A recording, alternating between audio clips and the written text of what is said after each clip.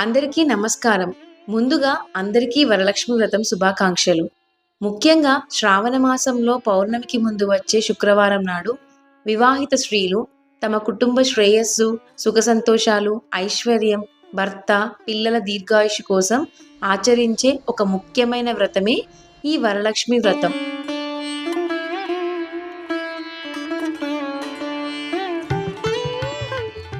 ఈ వరలక్ష్మి వ్రతం పూజా విధానం ప్రాంతాన్ని బట్టి, కుటుంబ ఆచారాలను బట్టి కొద్దిగా మారవచ్చు. కానీ ప్రధాన పద్ధతి మాత్రం ఇదే. మన ఛానల్ని కొత్తగా చూస్తున్న వాళ్ళు సబ్స్క్రైబ్ చేసుకోండి. ఇలాంటి మరెన్నో విషయాలు మీ ముందుకు తీసుకువస్తాము. ముందుగా మనకి కావలసిన పూజా సామాగ్రి.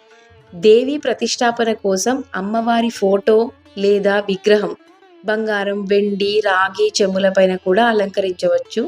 తర్వాత మనకి ముఖ్యంగా కావలసినది మండపం లేదా పీఠం. బియ్యం పిండిని కూడా రెడీగా పెట్టుకోండి ముగ్గులు వేయడానికి. తర్వాత కలశం కోసం రాగి లేదా వెండి లేదా ఇత్తడి చెంబు అయినా పర్లేదు, మీ వీలును బట్టి తీసుకోండి.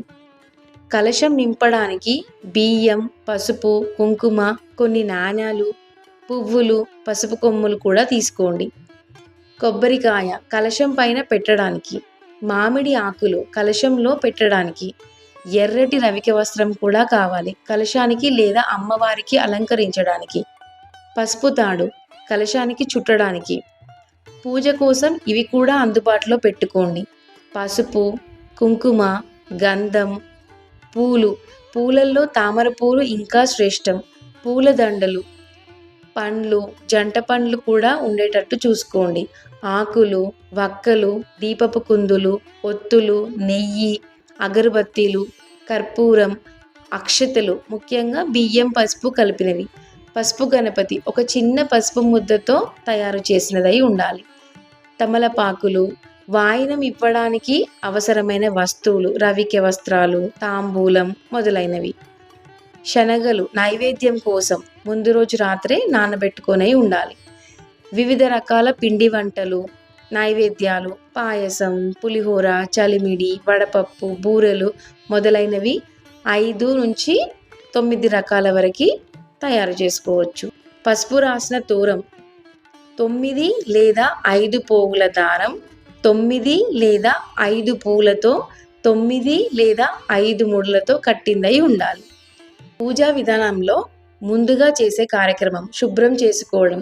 వ్రతం ఆచరించే రోజున ఉదయాన్నే నిద్రలేచి తలస్నానం చేసి ఇంటిని శుభ్రం చేసుకోవాలి. పూజా మందిరం మరియు వ్రతం చేసుకునే స్థలాన్ని కూడా శుభ్రం చేసి గంగాజలం చల్లి శుద్ధి చేయాలి. ఇంటి గుమ్మాలకు పసుపు, కుంకుమ బొట్లు పెట్టి మామిడి తోరణాలతో అలంకరించుకోవాలి. తర్వాత చేసుకునే కార్యక్రమం మండపం ఏర్పాటు. మనం వ్రతం చేసే స్థలంలో ఒక మండపాన్ని లేదా పీఠాన్ని ఏర్పాటు చేసుకోవాలి. దానిపైన బియ్యం పిండితో అందమైన ముగ్గులు వేయాలి. తర్వాత కలశ స్థాపన. ఒక చెంబును తీసుకొని శుభ్రంగా కడిగి పసుపు, కుంకుమ బొట్లు పెట్టాలి. కలశం లోపల కొద్దిగా బియ్యం, పసుపు, కుంకుమ, కొన్ని నాణాలు, కొన్ని పువ్వులు, పసుపు కొమ్ములు కూడా వేయాలి. కలశం నోటికి మామిడి ఆకులను పెట్టి దానిపైన కొబ్బరికాయను ఉంచాలి. కొబ్బరికాయను పసుపు, కుంకుమ పూసి పసుపు తాడి కట్టాలి. కలశాన్ని ఎర్రటి రవికె వస్త్రంతో అలంకరించాలి. కొబ్బరికాయ పైన కొంతమంది కలశం పైన అమ్మవారి మొహాన్ని కూడా అలంకరిస్తారు.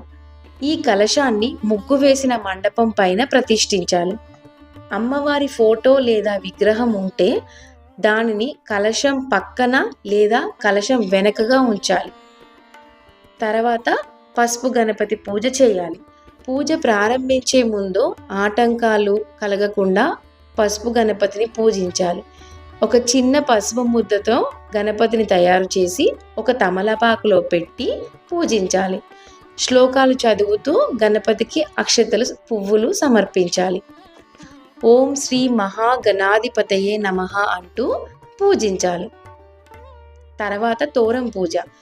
ముందుగా సిద్ధం చేసుకున్న తోరాలను పసుపు రాసిన దారం, పూలతో ముడులు కట్టింది ఒక పళ్ళెంలో ఉంచి పసుపు, కుంకుమ, అక్షతలు, పూలతో పూజించాలి.